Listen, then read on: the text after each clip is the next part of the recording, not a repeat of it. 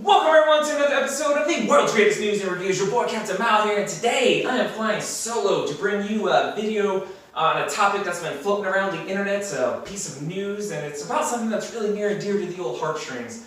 And that is, Ben Affleck will no longer be Batman.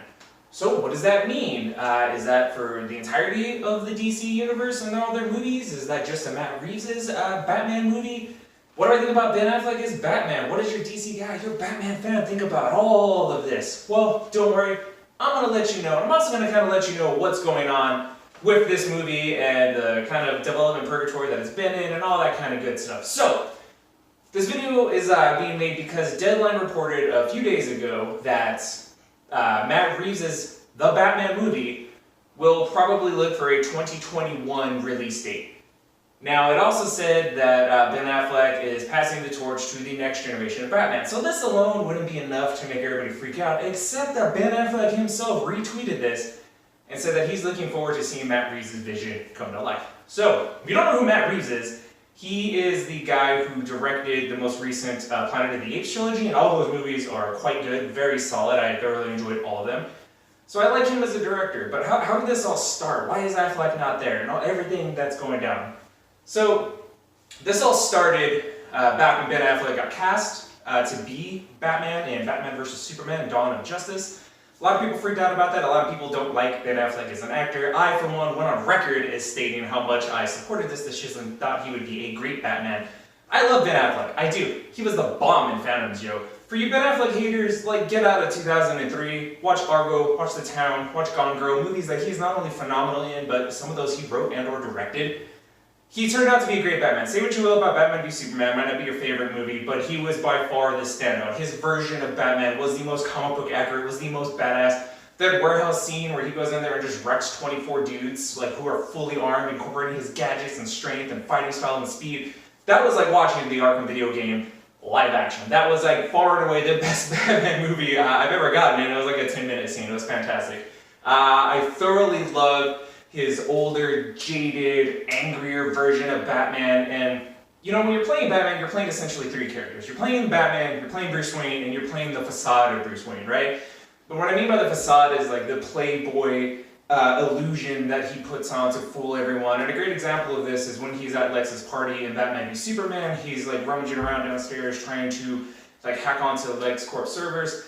One of the people catches him, he immediately pretends to be drunk. He's like, oh, I like them shoes. Like, just pretending to be a drunken asshole. He's very good at that. He's very good at being Bruce Wayne. He's very great at being Batman. And I'm going to say something that a lot of you might not agree with. He's my favorite Batman. He's my favorite cinematic Batman of all time. Calm down, all right? Now I'm going to break this down. We all love Michael Keaton, right? But I'm going to say something right now that might be an unpopular thing. Nostalgia's a motherfucker. It really is. Go back and rewatch those movies. First of all, Batman Returns is not that good. Way too Tim Burton-y for me. I love the first Batman, but it's not Batman. It's weird and it's kooky. And Michael Keaton, he does great, but he's way too little to be Batman. And yeah, no, they were great for their time. And nostalgia's huge. I love Michael Keaton. I love him in those movies, but he's not the best Batman. Christian Bale was dope as shit, right? Christian Bale was a more modern, a more realistic version of Batman, and it was great. And he has the benefit of being in the best Batman movies. He is not the best Batman. First of all, Affleck's Batman would destroy him in a physical fight. He was never a detective, never seemed that smart, was always just kind of reacting to shit. Yeah, not at all my definitive Batman, but I love those movies. The Dark Knight is probably my favorite live-action movie of all time. I think this version of Ben Affleck's Batman, this Batfleck, was phenomenal. And I really think him leaving production is a shame. But I'll get to that.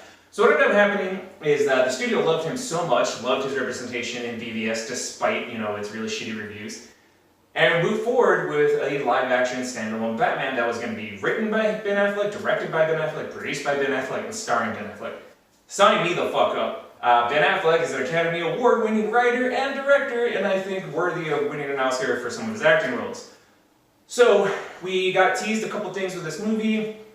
We saw some images, a little bit of leaked footage, not leaked, but it was shown footage, of Joe Manganiello as Deathstroke. We saw his cameo at the end of Justice League. If you don't know who that is, he was in True Blood. He was all see that big jacked werewolf dude. Yeah, he needs to be a superhero and or a villain, like now. So the thought of Affleck throwing down with Joe Manganiello's Deathstroke was freaking awesome. Super excited, super stoked to see that. But Affleck ended up dropping out as director, presumably because the workload of doing all those different jobs is a little too much, to which I understand. I would rather have him write it and star in it than direct it. So Matt Reeves comes along, who again I'm happy with, and it turns out he kind of has like a different version or a different vision that he wants to do.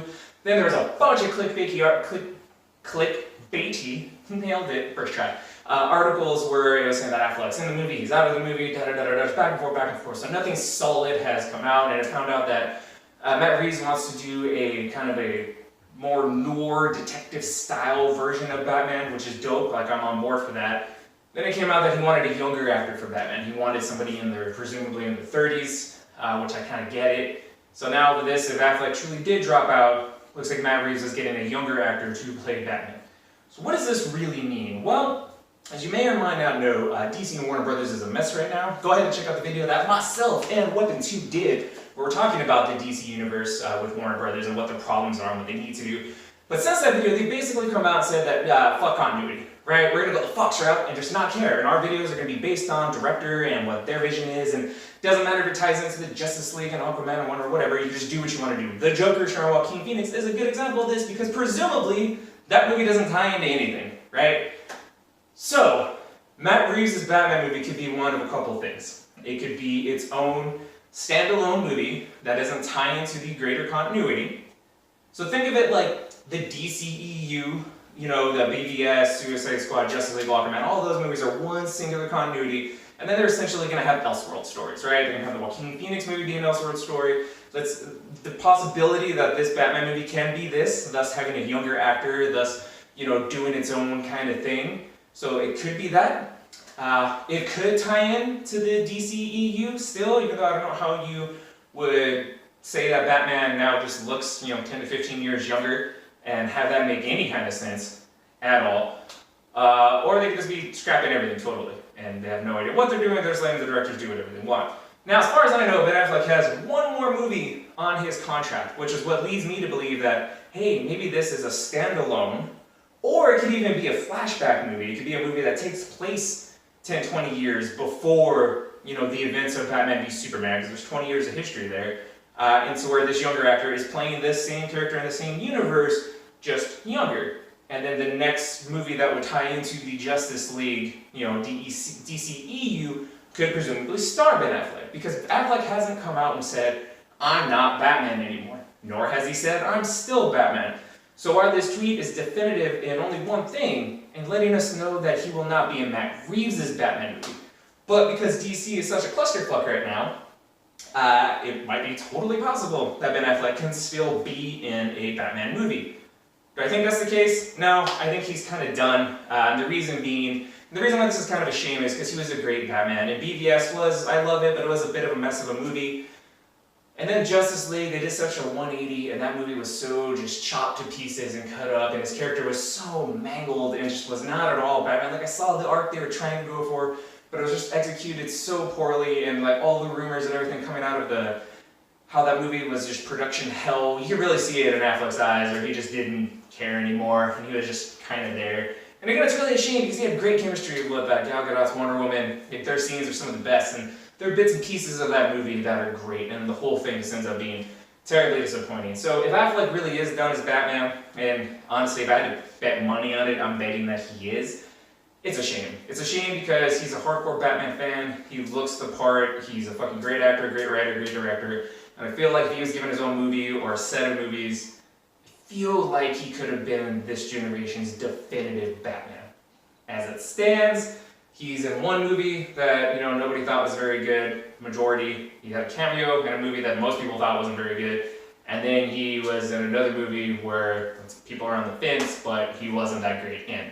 So he never really got a fair shot at being Batman, in my humble opinion. And that's a shame because he had the potential to be unanimously the greatest Batman that we've ever had cinematically. But yeah, so that's pretty much what's going down. Pretty much, you know, what happened with him and his standings in the Batman movie, and, you know, probably what's going to happen going forward. As for who's gonna play the younger version of Batman, no idea. I would probably lean toward an unknown myself, but fan casting is always fun. Maybe me and the guys will make a video where we talk about all the potential candidates to be the Batman and who I think would be pretty cool. That would be great. Yeah, but stay tuned. Coming up after this, our official review for the DC Universe show Titans will be posted. Myself and T. Krala did that one, so look forward to that. And as always, if you've enjoyed this video, thank you for joining me on this episode of the world's greatest news and reviews. Woo. Be sure to like and subscribe. Peace.